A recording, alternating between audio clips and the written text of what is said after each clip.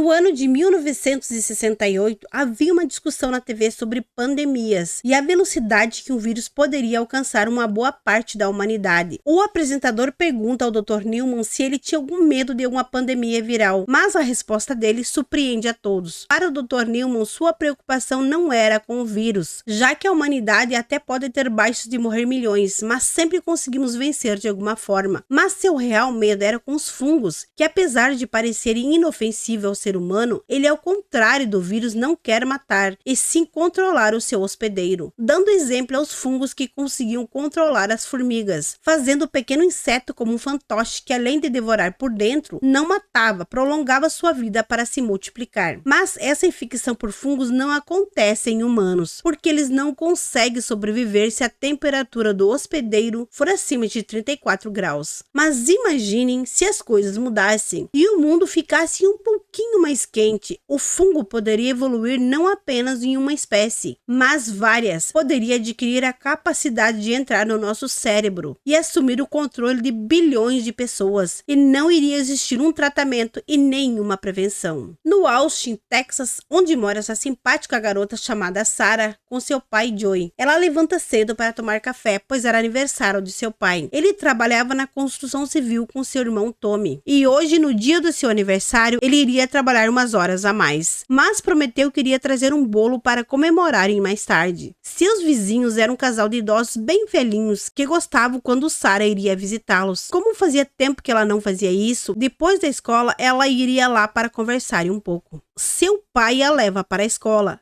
Durante a aula, ela percebeu uns comportamentos estranhos. Depois que acaba a aula, ela vai em uma lojinha para comprar alguma coisa para dar ao seu pai de aniversário. Mas de repente, a dona assustada pega o relógio que já estava consertado e mandou a garota que fosse direto para casa, porque tinha muitos policiais na rua naquele dia. A garota já estava na casa dos vizinhos e a senhora também demonstrou uns comportamentos esquisitos, mas Sarah nem viu. E quando Sarah saiu, ela percebeu que o cachorro parecia estar com medo da senhorinha. E naquela noite, Joey chegou mais tarde que o previsto e esqueceu do bolo. E o presente que Sarah deu ao pai foi seu antigo relógio que ele gostava muito. Mas as coisas se complicaram depois que seu irmão ligou dizendo que estava preso por uma briga em um bar, e ele saiu às pressas. Umas horas mais tarde, começou uma confusão danada do lado de fora de casa.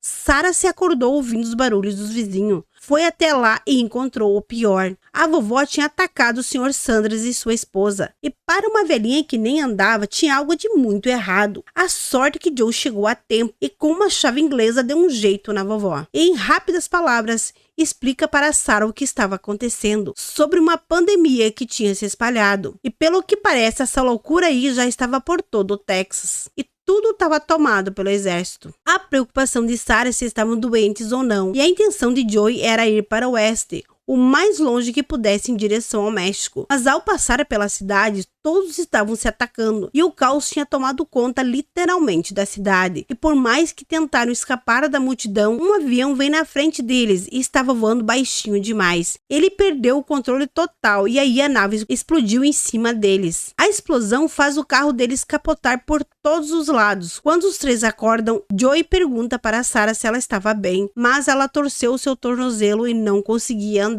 Joey pega ela no colo e corre dali, o mais rápido que pôde. Tinha um zumbi atrás deles, mas foram salvos por um soldado, que manda eles ficarem quietos. O soldado foi falar com seu supervisor, que manda matar o pai e a filha. O soldado atira, e Joey e Sarah caem no chão. E quando o soldado iria finalizar Joey, o tio Tommy veio por trás dele e atirou na nuca do soldado. Joey não sofreu ferimento algum, mas infelizmente a Sarah levou vários tiros na barriga. Ela sofreu muito e o Joey estava de coração partido, desesperado, pedindo ajuda a Tommy, mas não tinha o que ele pudesse fazer nessa situação. E infelizmente a garota morreu. 20 anos se passaram, o clima na Terra era mais quente, as cidades que sobreviveram construíram enormes muros, e aqueles que chegavam eram levados para fazer exames, para ver se estavam contaminados ou não. Esse garoto fez o teste e deu positivo, estava contaminado, e consequentemente eram mortos e depois queimados. Joey era um dos que fazia esse trabalho. Na verdade, ele pegava os piores serviços para poder sobreviver. Mesmo depois de 20 anos, a sociedade ainda estava tentando se organizar colonizar e também retrocedeu em uma ditadura, tanto que na forma de punir as pessoas, como essas que saíram da zona de quarentena, foram condenados à morte, segundo a nova Constituição de Regras e Normas Militares da FEBRA. Joey tinha um esquema para ganhar dinheiro, vendia comprimidos para os soldados que não conseguiam dormir, já que mataram muita gente e ficaram meio lesados da cabeça. O soldado deu um aviso para Joey não ficar nas ruas, pois aquela noite a FEBRA iria fazer uma operação contra a resistência, conhecida como os vagalumes, que o exército vivia tentando acabar com eles. Em posse dos vagalumes que essa garota estava, no qual estavam fazendo testes e as mesmas perguntas há vários dias. Já Joey tentava comunicação com seu irmão Tommy, que há dias não dava resposta, e a sua preocupação era tanto que queria ir na torre mais próxima. Sairia da zona de quarentena para encontrá-lo. Porém, ele tinha uma mulher chamada Tess, que acabou perdendo um bem bastante precioso neste mundo após-apocalipse, uma bateria de carro. E sem ela, não conseguiria ir atrás do seu irmão, que provavelmente iria morrer sem sua ajuda. Quem roubou foi um tal de Robert, que morria de medo de Joey. E seria fácil descobrir para quem ele vendeu, já que a rebelião era comandada por Marlene. É lá que a garota estava presa. Ela fazia parte do plano da resistência para escaparem da zona de quarentena. E tinha um segredo sobre ela que animou a segunda no comando a continuar com o plano para fugir daquele lugar. A garota já tinha tentado escapar várias vezes. Marlene deu a ela um canivete e chamava ela de Garota Ellie. E contou seu segredo porque a garota era tão importante para a resistência. Já Joey junto com Tess foram atrás do tal Robert para acharem a bateria. E no túnel acharam um corpo. O que a infecção por fungos fazia nos humanos era algo assustador. Eles entraram num corredor que era justamente do prédio dos vagalumes. E todos ali tinham entrado em conflito. Acharam a bateria, só que estava queimada. E o babaca ainda tentou vender a bateria estragada por 2 vezes. E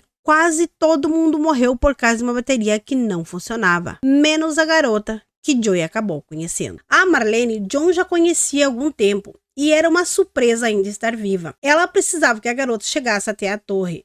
Joe iria fazer o serviço para ela, já que ela estava ferida e não tinha muito o que fazer. O acordo era levar a garota para fora da zona de quarentena. E lá, Joe e Tess teriam tudo o que precisavam para seguir viagem. Então Joe levou a garota para sua casa. Ela já estava ansiosa para sair e conhecer o que tinha além dos muros da cidade. Assim que Tess voltou, iriam prosseguir o plano. Passaram pelos guardas e seguiram até o túnel. E no último ponto ainda tinha um soldado do exército, justamente aquele que Joe vendia comprimidos. Apontou sua arma para eles e ia seguir o protocolo de fazer o exame. Mas quando foi a vez da garota, ela usou seu canivete e cravou na perna dele. Só que quando ele apontou a arma para a garota, Joey ficou bem na frente. Lembrou do drama que passou com sua filha. Então partiu para cima do soldado e na base do soco acabou com ele. Só que agora tinha 2 problemas. Os guardas que iriam aparecer e a garota que testou positivo. Tess achava que teria que atirar na garota por estar infectada. Mas a garota insistia que a contaminação não durava muito tempo nela. Assim,